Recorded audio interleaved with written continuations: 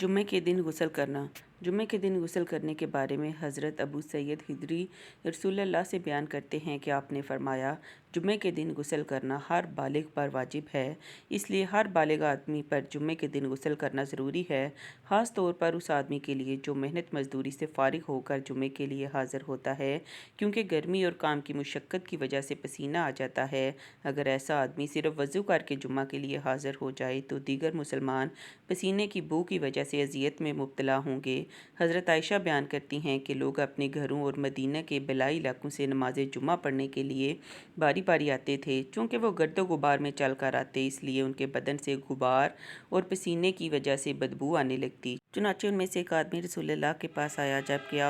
اس وقت میرے گھر میں تھے، تو نبی صلی اللہ علیہ وآلہ وسلم نے فرمایا، کاش کہ تم لوگ اس دن میں نہا دھو لیا کرو۔ اگر کوئی انسان کسی مجبوری کی وجہ سے جمعے کے دن غسل نہیں کر سکا تو وہ ناپاک نہیں رہے گا، بلکہ وہ وضو کر کے جمعے میں شرکت کرے، کیونکہ جمعے کے دن غسل کو ناپاکی کی وجہ سے واجب نہیں کیا گیا، بلکہ اس دن کی اہمیت اور فضیلت اجاگر کرنے کے لیے کیا گیا ہے، تاکہ یہ دن بقیہ ایام سے ممتاز ہو سکے۔